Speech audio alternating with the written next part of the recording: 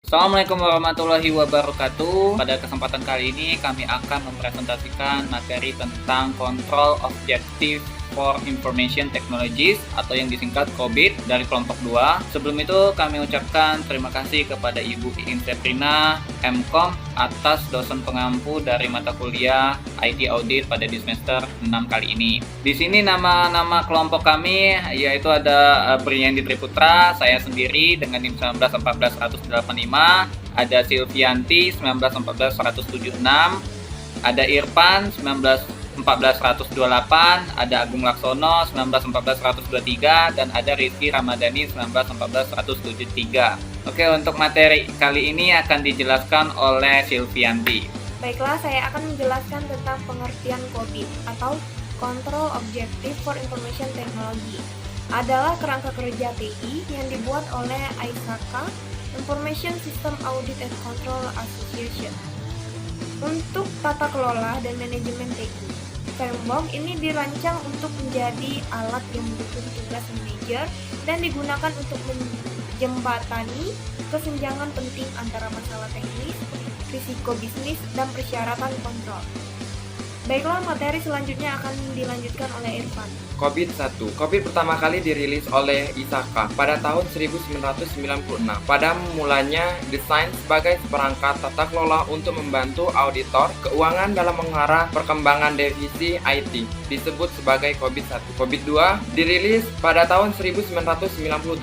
Tidak banyak penambahan pada COBIT versi 2 ini, hanya pembahasan setiap tata kelola menjadi lebih komprehensif dan sedikit penambahan domain di luar audit keuangan. COBIT 3. COBIT 3 dirilis pada tahun 2000, yang dimana di dalam versi ini ada penambahan manajemen guideline yang membantu manajemen dalam menerapkan tata kelola COBIT. COBIT 4. COBIT 4 dirilis pada tahun 2005, yang merupakan pengembangan dari AS 8015 atau Australian Standard. COBIT 4.1, di mana COBIT 4.1 dirilis pada tahun 2007, merupakan sebuah pembaruan dari COBIT 4 dengan fitur terbaru yang faktor value IT dan risk management. COBIT 5 dirilis pada tahun 2012, yang merupakan pengembangan dan perbaikan dari versi sebelumnya. COBIT 5 dilakukan pemisahan antara pengusahaan IT dengan manajemen dan beberapa fitur lainnya seperti ADD1 manajemen, risiko, dan pengusaha informasi. COBIT 19. Versi terbaru ini dikeluarkan pada tahun 2018, merupakan pembaruan besar-besaran yang ada pada versi COBIT sebelumnya. COBIT 2019 merupakan versi penyesuaian dan perkembangan dengan teknologi terbaru saat ini. Materi selanjutnya akan disampaikan oleh Agung.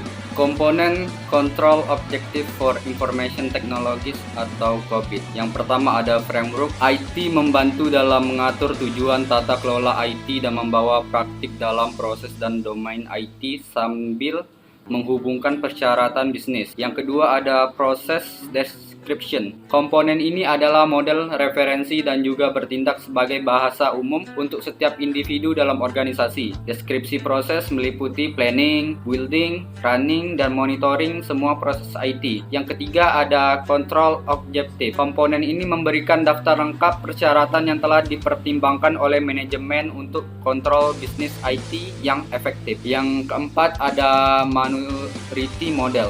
Mengakses kematangan dan kemampuan setiap proses sambil mengatasi kesenjangan. Yang terakhir ada manajemen guideline, membantu dalam menetapkan tanggung jawab yang lebih baik, mengukur kinerja, menyetujui tujuan bersama, dan juga menggambarkan keterkaitan yang lebih baik dengan setiap prosesnya. Baiklah, selanjutnya akan dibacakan oleh Rizky Ramadhani.